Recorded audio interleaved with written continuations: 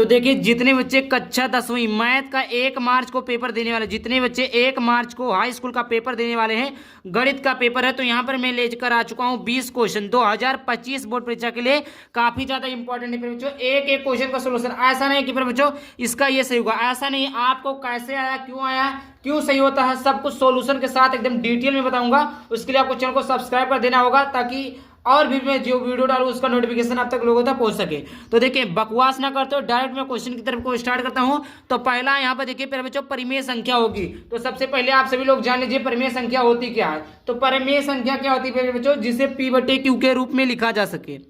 क्या प्यारे बच्चों, जिसे पी बटे क्यू के रूप में लिखा जा सकते हैं, जैसे 4 हो गया, 3 हो गया, अंडर रूट में 9 हो गया। अब देखिए अंडर रूट 2 है, अंडर रूट 2 को अगर हम बटे के रूप में 1 कर दे तो क्या ये संभव है भाई? काटेंगे तो कटेगा ही नहीं, तो इसे परिमेय मतलब क्या कहते हैं, इसे पी बटे क्यू के रूप में नहीं लिखा जा सकता। 3 को भी नहीं लिखा जा सकता, 7 को भी लिखा नहीं जा सकता, और 9 को अंडर रूट 9 का वर्ग कितना होता है? 3 होता है, और 3 बटे 1 यानी 3, अर्थात इसे हम पी बटे क्यू के रूप में लिख सकते हैं। क्या लिख सकते हैं? पी बटे क्यू के रूप में लिख सकते हैं, अर्थात तीसरा ऑप्शन सही हो जाएगा। आई होप इतना क्लियर हो गया होगा। दूसरा बात करते हैं फिर बच्चों, यहाँ पर देखिए दूसरा क्वेश्चन है। दूसरा है कि किसी द्विघात समीकरण y बराबर A X square plus B X plus C A not equal to 0 के ग्राफ का आकार होगा। क्या होगा फिर बच्चों? तो परवलयाकार होगा कि आयताकार होगा कि सीधी रेखा होगा कि वृत्ताकार होगा। तो इसमें समझाने वाली चीज कुछ नहीं है, तो ये क्या है बच्चों? परवलयाकार होगा। Option number A is correct हो जाएगा। आगे बात करते हैं फिर बच्चों, आगे क्वेश्चन है तीसरा है कि समीकरण निकाय x अपान ए बराबर y अपान बी, तो ए एक्स प्लस बी वाई बराबर ए स्क्वायर प्लस बी स्क्वायर में y का मान होगा।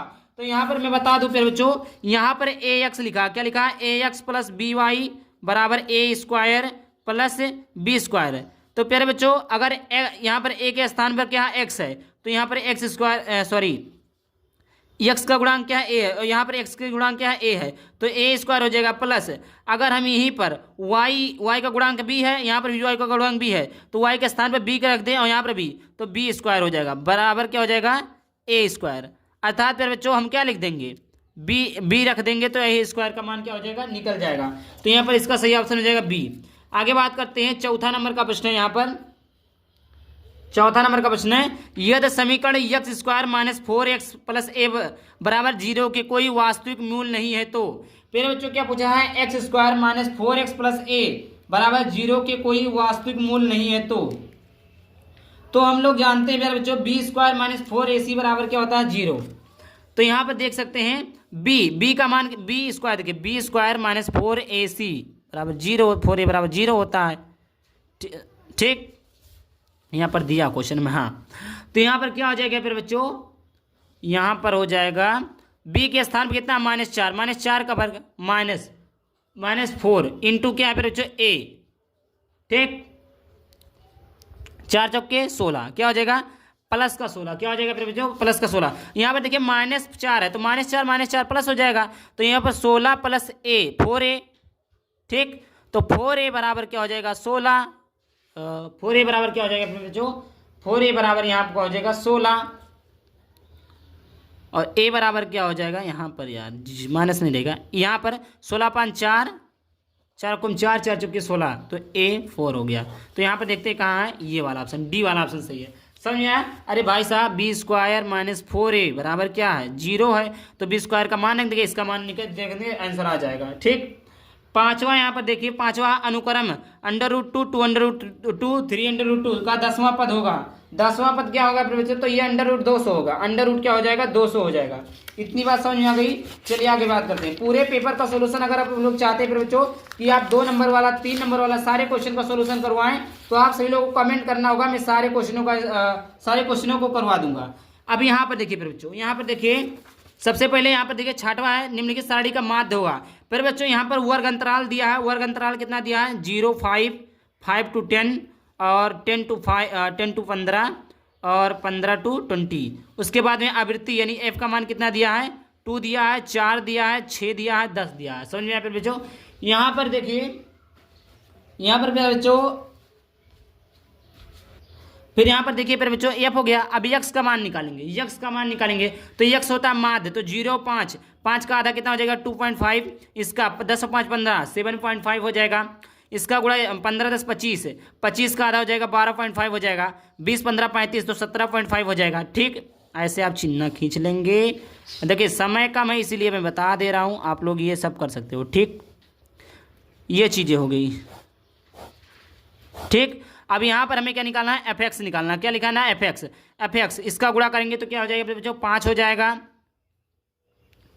ठीक, 25 दुना सॉरी 25 दुना कितना हो गया, 50 हो गया। 75 चौका आपका 30 हो जाएगा, 4 पंचे 20 4 7 28 तो 30 हो जाएगा। इसका गुणा करेंगे तो 75 हो जाएगा, इसका गुणा करेंगे 175 हो जाएगा। इसको जोड़ देंगे तो इसका मान 285 आ जाएगा, और इसका मान फिर बच्चों आपका आ जाएगा 22। कितना आ जाएगा, 22 आ जाएगा। ये निकल गया। अब जानते हैं माध्यिका का सूत्र होता है सिग्मा एफ एक्स अपान सिग्मा एफ एक्स का मान 285, इसका मान 22। काटेंगे तो यहाँ पर आएगा जाएगा 12.95, माध्य निकल कर आ जाएगा। फिर बच्चों आई होप समझ में आ गया होगा, माध्य निकल कर आ जाएगा। तो यहाँ पर देखिए क्या सही है, 12.95, ये ऑप्शन सही है। 7वें नंबर का ऑप्शन है कि यदि त्रिभुज ABC तथा ADEF में AB अपान DE बराबर BC अपान FD है तो वह दोनों त्रिभुज क्या होंगे फिर बच्चों, समरूप होंगे। क्या होंगे फिर बच्चों, समरूप होंगे। ये चीज़ें आपको बतानी है। तो ये आपको हो जाएगा बी, कोण बी बराबर क्या हो जाएगा, कोण डी हो जाएगा। 8वां है यहाँ पर आपका, यहाँ पर ये वाला सही है, कोण बी बराबर डी, मतलब ये दोनों इंग्लिश में लिखा है। शीर्ष सतना दिया वाले त्रिभुज का परिमाप होगा। फिर बच्चों क्या पूछा है, इसका परिमाप पूछा। परिमाप कितना होगा फिर बच्चों, तो परिमाप बताना है। तो इसका क्या हो जाएगा फिर बच्चों, 12 हो जाएगा। त्रिभुज का परिमाप 12 हो जाएगा। यदि 3 tan a बराबर 4 हो तो sec a का मान ज्ञात कीजिए। तो यहाँ पर हम जानते हैं tan a, तो tan a बराबर ये गुणे में इधर आ जाएगा, डिवाइड में tan a बराबर 4/3 आ जाएगा। समझ में आ गया बच्चों। और देखिए sec a का उल्टा क्या होता है, साइन कोस्टेन कोसेक सेक। तो यहाँ पर हो जाएगा आपका, तो यहाँ पर tan a बराबर 4/3 आ गया। तो ये आपका क्या है, लंब है, ये आपका क्या आधार है। ठीक, समझ में आ गया। अब हमें बाकी क्या निकालना है, और सेक थीटा बराबर क्या होता है। तो यहाँ पर देखिए sine cos tan cosec sec, तो कॉस का उल्टा सेक होता है। तो लाल बटे काका, तो लाल बटे काका कर्ण बटे आधार हो जाएगा, कर्ण बटे आधार। तो आधार तो हमें पता है कि 3 है, कर्ण नहीं पता। कर्ण कैसे निकालेंगे, तो कर्ण का स्क्वायर बराबर होता है लंब का स्क्वायर प्लस आधार का स्क्वायर। पता क्या है, कर्ण का नहीं पता, स्क्वायर बराबर लंब का स्क्वायर कितना, लंब कितना 4, 4 का स्क्वायर 16 प्लस आधार कितना 3, 3 का स्क्वायर 9। तो के स्क्वायर बराबर कितना हो जाएगा, 16 9 25। तो के बराबर हो जाएगा अंडर रूट में 25, तो के बराबर क्या हो जाएगा 5। तो के का मान कितना आया 5, तो यहाँ पर 5 रख दें तो क्या होगा, से के बराबर 5/3। कौन सा ऑप्शन सही है, डी ऑप्शन सही है। इतना आई होप आपको क्लियर हो गया होगा। चलिए आगे बात करते हैं। 10वें नंबर का प्रश्न है कि यदि tan alpha plus cot alpha बराबर 5 हो तो tan square alpha plus cot square alpha का मान ज्ञात करो। ये चीजें आपको बतानी है बच्चों। ठीक, तो यहाँ पर देखिए tan alpha plus cot a बराबर, तो यहाँ पर देखिए इन दोनों पक्षों का वर्ग कर देंगे। फिर बच्चों ये दोनों हैं, इसका वर्ग कर देंगे, इधर का भी वर्ग करेंगे। तो इधर वर्ग कर दिए, फिर उसके बाद इधर वर्ग कर दिए, इधर वर्ग करिए। तो tan square alpha plus cot square alpha बराबर कितना हो गया, 25 हो गया। तो यहाँ पर देखिए आपका 12 नंबर का क्वेश्चन है कि यदि sine theta minus cos theta बराबर 0 तो sine 4 theta plus cos 4 theta का मान क्या होगा। तो यहाँ पर जानते हैं कि sign theta minus cos theta बराबर क्या 0। तो साइन थीटा बराबर क्या हो जाएगा, साइन थीटा बराबर हो जाएगा कॉस थीटा। समझ में आया। और अगर इसके गुणे में 1 कर दे तो इधर आ जाएगा, तो ये हो जाएगा आपका sine theta upon cos theta बराबर क्या हो जाएगा 1। Sine theta upon cos theta क्या हो जाएगा, टेन थीटा बराबर 1। ये चीज़ें हो गया टेन थीटा। और देखिए टेन थीटा बराबर क्या होता है, ये किसका मान है, टेन 45 का मान है। टेन से टेन कट गया तो थीटा का मान कितना हो गया 45, और थीटा का मान 45, तो किसका मान होता है 1/√2 हो जाएगा। तो थीटा बराबर क्या हो जाएगा 1/√2 हो गया। ये चीज़ें समझ में आ गई आपको। अब देखिए क्या पूछा है, यहाँ पर मैं दिखा देता हूँ। यहाँ पर क्या पूछा है कि साइन 4 थीटा प्लस में कॉस 4 थीटा, इसका मान अब मान रख देते हैं। तो साइन थीटा का मान कितना है 1/√2, तो 1/√2 का 4 बार प्लस कॉस थीटा, तो इसका मान भी क्या रखेंगे 1/√2 रख देंगे। ठीक, 4 बार कर देंगे। इसका करेंगे तो कितना 1 हो जाएगा। ठीक, इसका करेंगे तो 2 दूनी 4 दूना 8 हो जाएगा। 1/8 प्लस 1/8, तो ये आपको हो जाएगा 2/8। कितना हो जाएगा 2/8, यानी 1/4 इसका आंसर आ जाएगा। तो यहाँ पर देखते हैं 1/4, ये वाला आपका ऑप्शन सही हो जाएगा। ये पहला ऑप्शन सही है, पहले 1/4। उसके बाद में क्या है 13 नंबर का, एक बिंदु Q से एक वृत्त पर स्पर्श रेखा की लंबाई 24 सेंटीमीटर है तथा Q वृत्त के केंद्र से दूरी 25 सेंटीमीटर है, तो वृत्त की त्रिज्या होगी। तो वृत्त की त्रिज्या क्या होगी फिर बच्चों? तो यहाँ पर देखिए क्या बोला, एक वृत्त से स्पर्श रेखा, यहाँ पर एक वृत्त हम बना लेते हैं, एक वृत्त बना लिया हमने, ठीक, एक वृत्त हमने बना लिया। इससे हम एक स्पर्श रेखा खींच देते हैं, इससे हमने एक स्पर्श रेखा खींचा जिसकी लंबाई 24 सेंटीमीटर है। क्या 24 सेंटीमीटर है, ये आपका ओ हो गया। उसके बाद में क्या बोला है 24 सेंटीमीटर है। क्यू की वृत्त से केंद्र की दूरी, क्यू की, यहाँ पर इसको मान लेते हैं क्यू, और क्यू की वृत्त से, वृत्त ये हो गया, वृत्त के केंद्र ये हो गया, से दूरी 25 सेंटीमीटर, इसकी दूरी 25 सेंटीमीटर है, तो इसका मान हमें निकालना। तो ओ हो गया, इसको हम पी दे देते हैं, इसको हम क्यू दे देते हैं, इसका मान निकालना है। इसका मान क्या होगा? तो आपको पता है, ये आपका पाइथागोरस प्रमेय लगा दीजिए। पाइथागोरस प्रमेय लगाएंगे तो ये इसका मान 7 आएगा। कितना आएगा? 7 आएगा। फिर बच्चों 7 आएगा, यहाँ पर 7 सेंटीमीटर सही हो जाएगा। 13 नंबर का प्रश्न। चलिए बात करते हैं आगे। एक एक क्वेश्चन का सोल्यूशन लेकर आया हूँ, आप लोग बस वीडियो को पूरा देखिए। 14 यदि एक बिंदु पी ओ केंद्र वाले किसी वृत्त पी ए बी स्पर्श रेखाएं 80 डिग्री की कोण पर झुकी है, तो पी ओ ए का मान ज्ञात कीजिए। क्या बता ज्ञात करना है बच्चों? पी ओ ए का मान ज्ञात करना। तो ये आ जाएगा वो 50। नहीं आता तो बता दीजिएगा, सॉल्व करवा दूंगा। आर त्रिज्या वाले वृत्त के उस वृत्त खंड का क्षेत्रफल ज्ञात कीजिए जिसका कोण थीटा हो, तो होगा। तो यहाँ पर देखिए 2 ये है, इससे काटेंगे 2 3 6 हो जाएगा, 2 6 12 307। ये नहीं, यही ऑप्शन बी वाला ऑप्शन सही हो जाएगा। क्या हो जाएगा बच्चों? बी नंबर का ऑप्शन सही हो जाएगा। उसके बाद में देखिए 16 नंबर का प्रश्न है कि एक ठोस पाइप का व्यास 4 सेंटीमीटर तथा उसकी लंबाई 20 सेंटीमीटर है। पाइप में प्रयुक्त धातु का आयतन होगा। पाइप में प्रयुक्त धातु का आयतन क्या हो गया बच्चों? तो यहाँ पर देखिए क्या बोला है, ये आपका क्या है, एक ठोस पाइप, ये हमने एक बेलनाकार ठोस पाइप ले लिया जिसका व्यास क्या है 4 सेंटीमीटर, व्यास 4 है, डी का मान 4 है, तो त्रिज्या कितनी होगी फिर बच्चों? 2 हो जाएगी। त्रिज्या कितनी हो जाएगी फिर बच्चों? 2 हो जाएगी। और ऊंचा देखिए उसकी लंबाई 20 सेंटीमीटर है। कितनी है? एच बराबर 20 सेंटीमीटर है।